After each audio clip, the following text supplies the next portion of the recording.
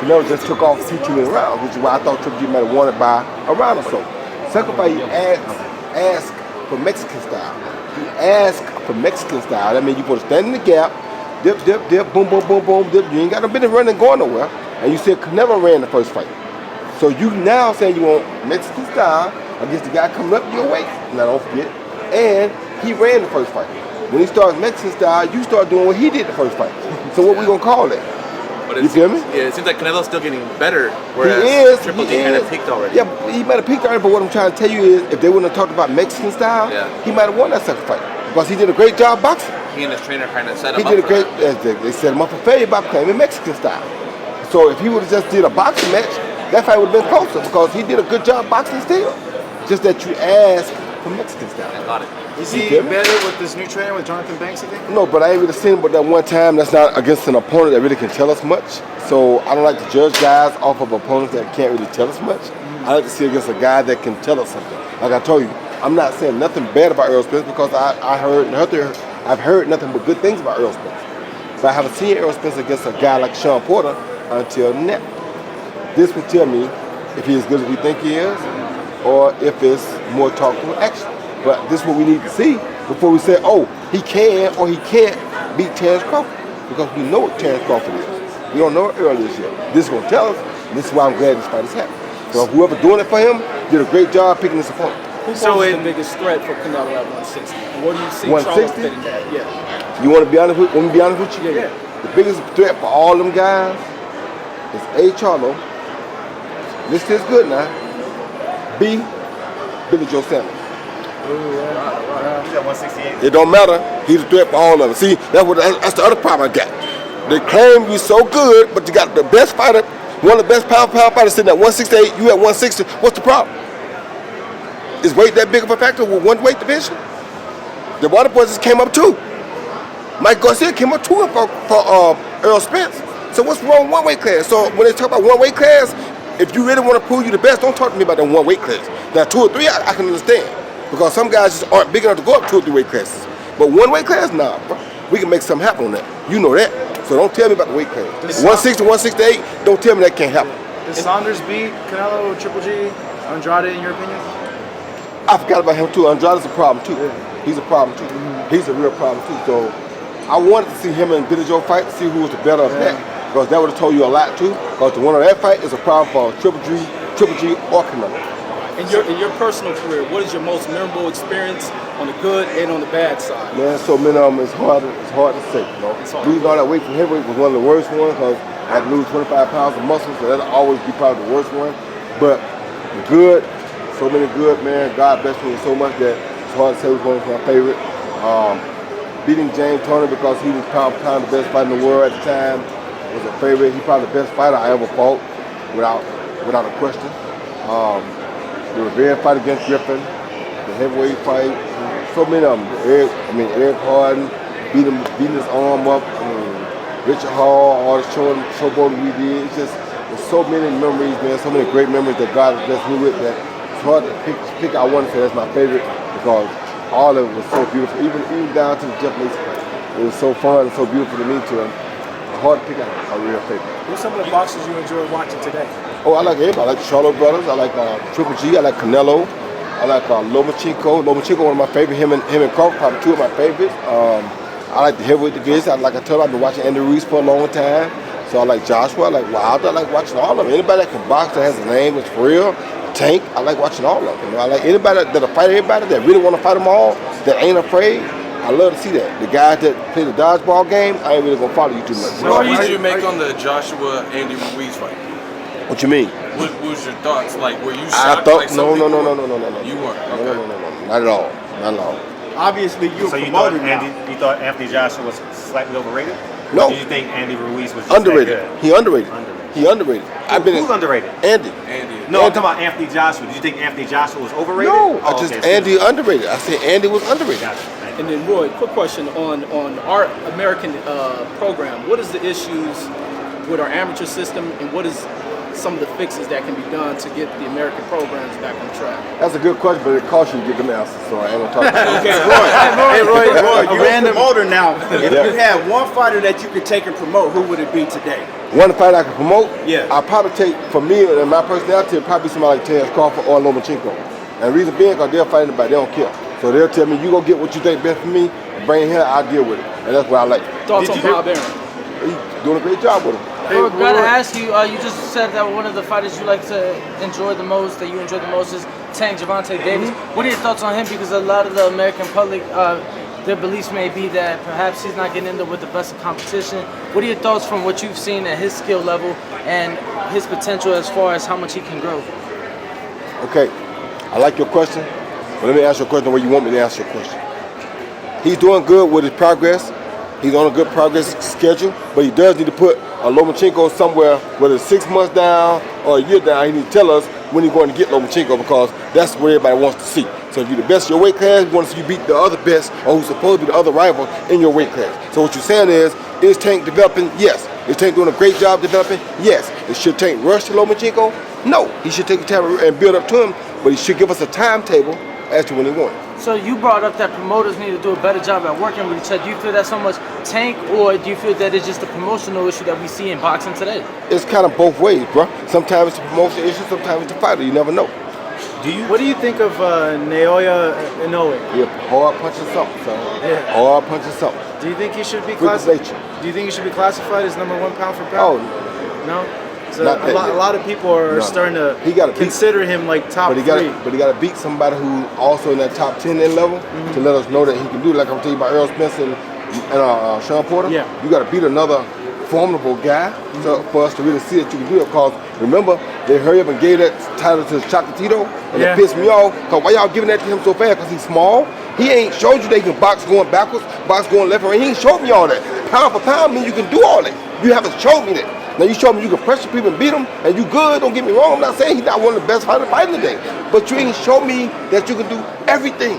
When you say pound for pound, that don't mean that you got the best right hand, or you just got the best defense, or you just got the best. That means you can do everything.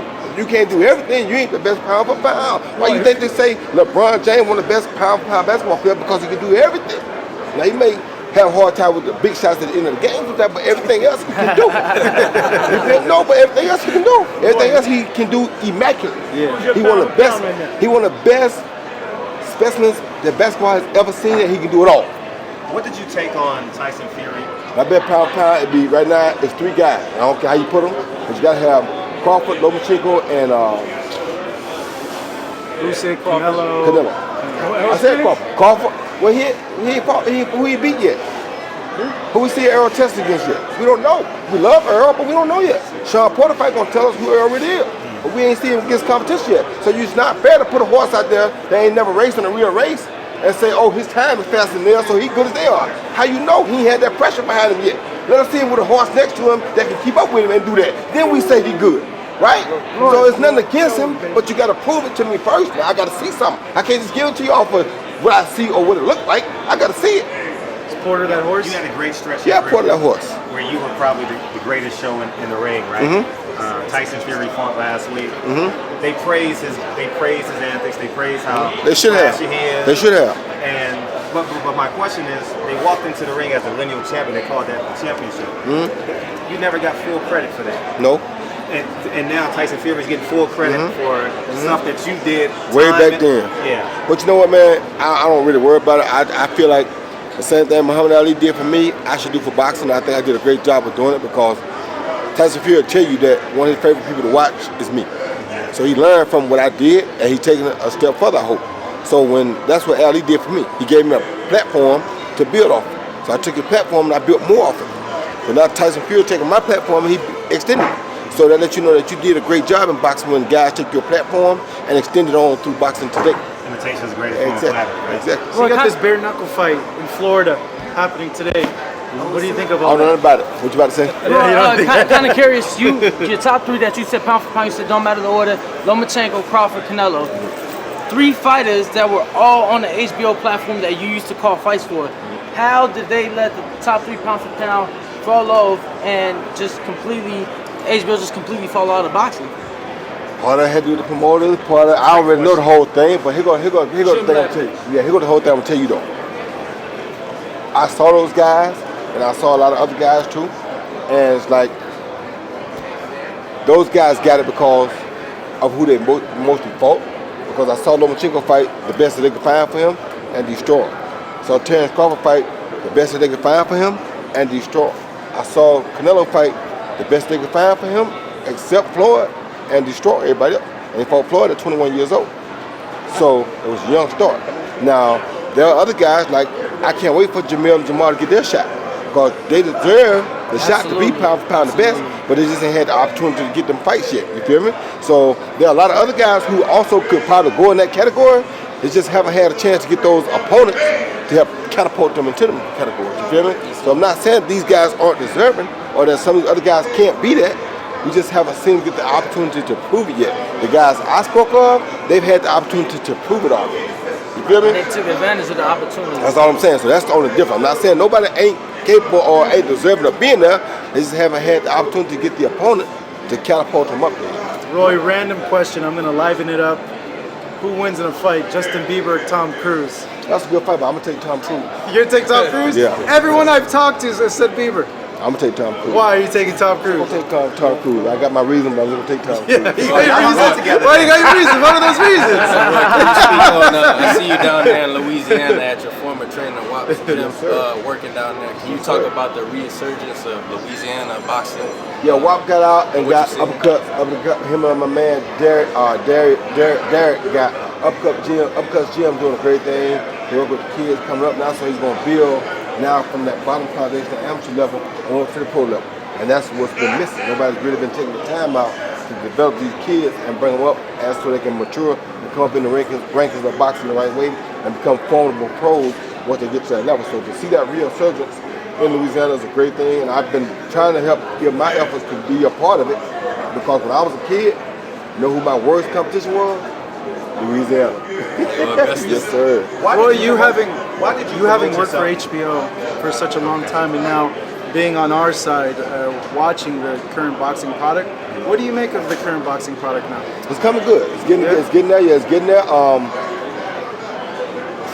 couple little things that got to be adjusted, but they're getting there. You understand? It's coming back now. It's on the right way. It's on the right path. Just that you got to get to the right people to hear me out, because I know what it needs. But I'm not going, like I said, it's going to cost. This is really great. It's going to cost. Yeah. So if they hear me out, I can get it back where I got to go, but they got to hear me out first. Why did you promote yourself, and what's some of the things? I told you, I promoted myself because if X, Y, and Z decide they want some of me, I don't need to ask nobody. No, he wasn't Can I here kick yet, his boy. behind? He Oh, he wasn't wasn't here here yet. yet? Well, the reason I promoted myself because I didn't want no questions, no nothing when it came time. If you wanted me, if you got a belt, for sure you got me. Now I want the education process of it.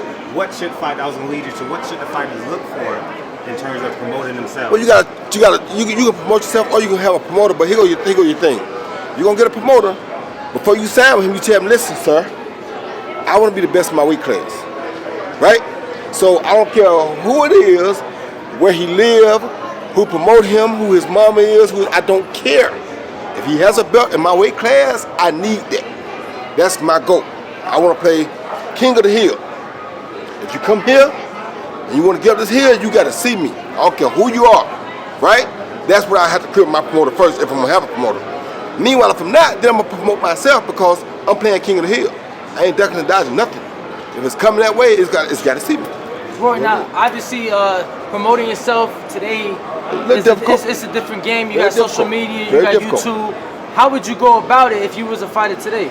That takes time. That probably cost you too, though, cause it's the way to happen. But I don't just tell it to you. That's something that But you get easy on Instagram, though. Oh yeah. You know, you could probably do backflips and land your left foot back. Of course. Okay, Roy, obviously you were a great color commentator. A lot of people want to That's why know. we standing here now still, I think. Yeah. And a lot of people want to know. Y'all try to get everything out of me. Yeah. Why y'all got me? You feel me? And I feel y'all got me set. Y'all got me. A lot of people want to know. A lot of people want to know how come you're not with one of these networks now. Are you still in contract with HBO? Or? Yeah, my contract's still going with HBO right now. So I got about another 8 months, I think. After 8 months, I'll be able to go ahead and do whatever I want to go do. I do want to do some more commentary. but at the same time, I'm also training a lot of fighters. Training takes a lot of time. So I do like commentary, but I don't want that to take away from me giving back my skills to the sport, because I feel like the sport needs more people with the same attitude, skill set, mindset that I had in boxing. So I'm trying my best to give it back to as many as I can. What do you think about the concept of showing the fighters the score or the judges' score during the fight? That only helps to me. It only helps the judges stay honest. Because if you see somebody messing up real bad, you can call them out on it now. You understand me? At the end of the night, when you see it, it's kind of too late now. They already did it. But when you watch it as it goes, you say, what are you looking at? You can kind of call it out. But fight-wise, part of boxing is that suspense at the end.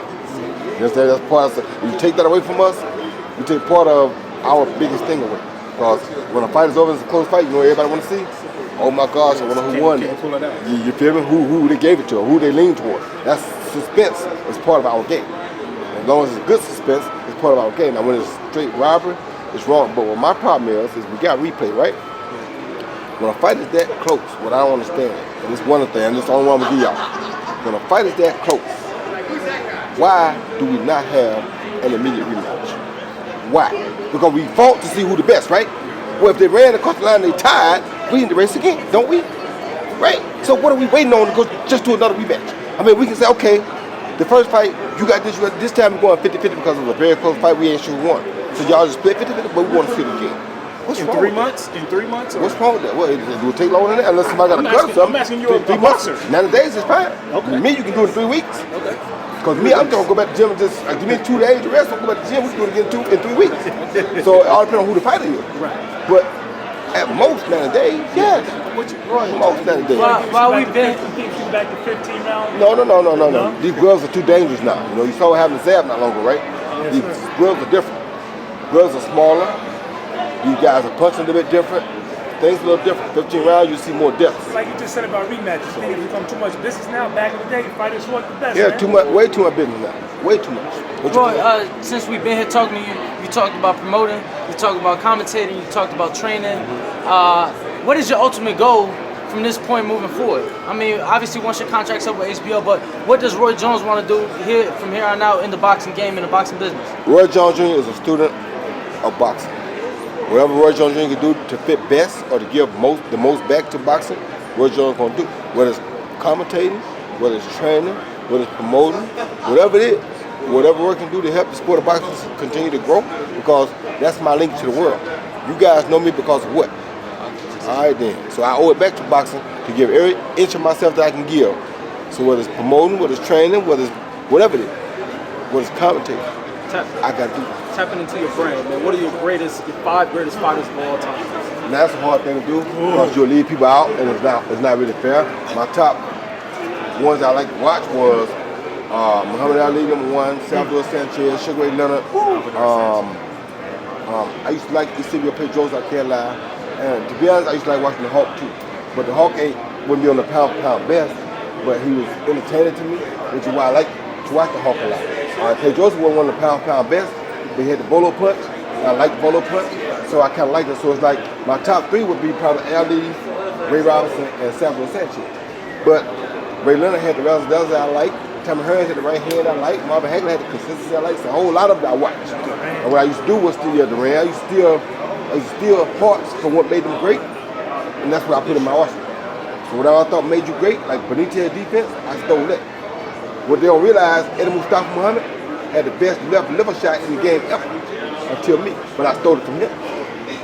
But people don't remember that, you feel me? So I didn't go around at the time picking out just the best fighters. I found guys and tried to figure out what their specialty was and what it was about it made me want to see them.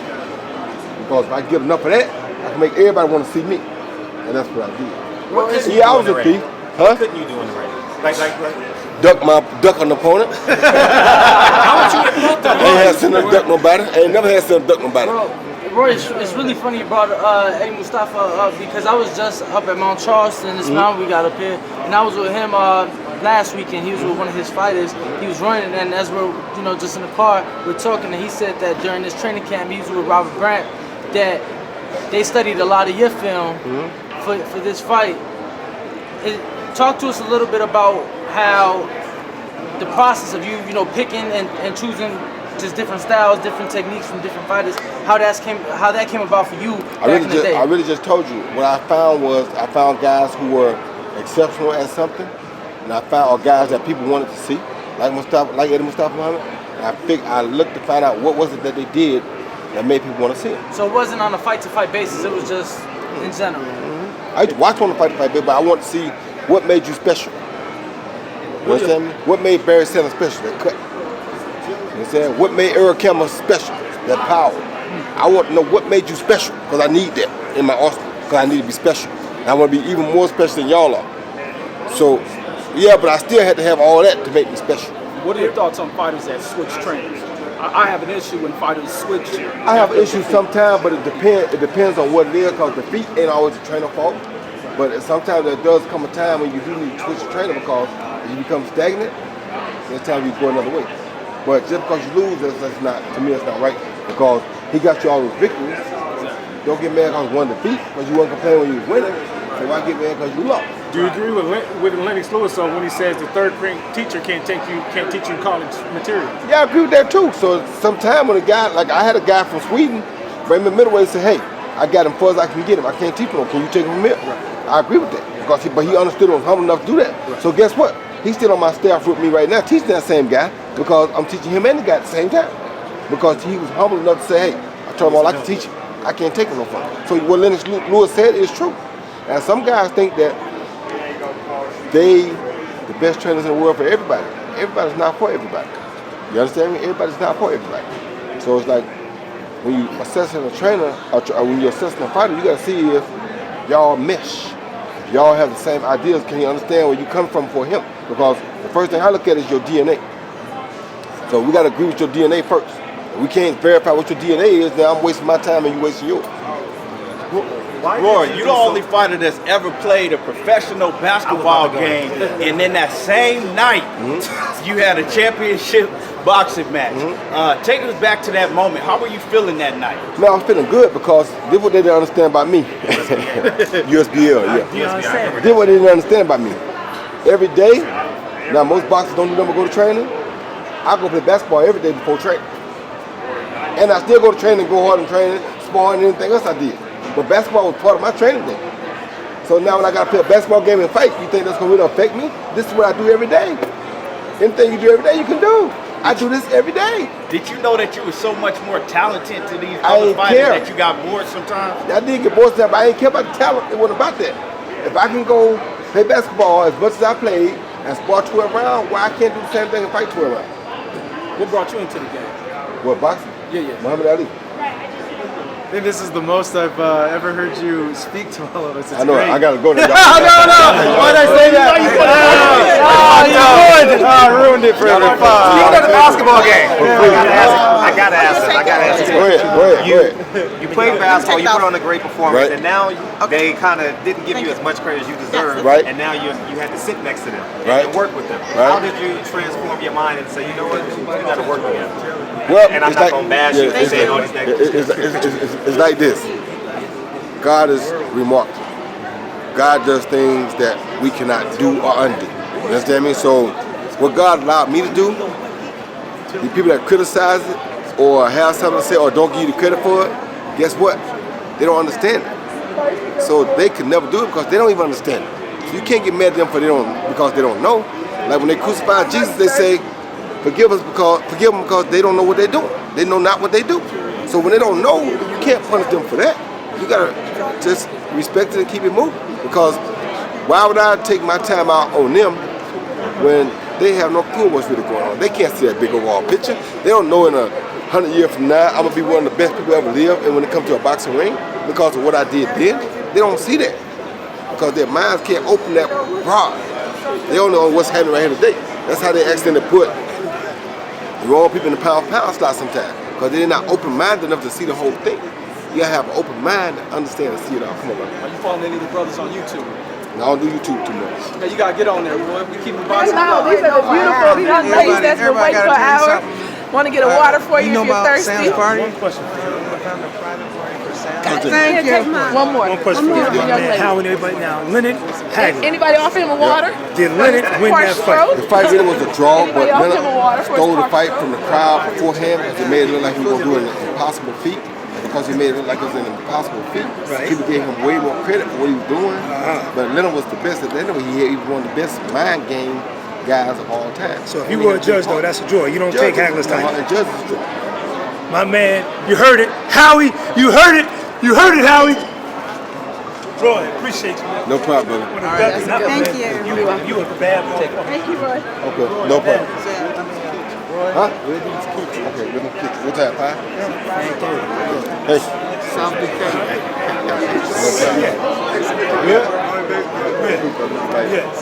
Have you ever amazed yourself, Roy? All the time. When I hit Reggie Johnson, with a hook right hand. When you hit who? Reggie Johnson. Listen to this good, man. Yeah. You hit this man with a hook right hand. And he didn't even turn. No, it happened so fast. Both of them, the left and the right, both legs on the same side of the face. Come on, dog. You gotta be fast. I seen every highlight. Bro, who you ever seen land on that fast? I mean, your left hand and your right hand hit the dude on the same side of the face. Come on, bro. No,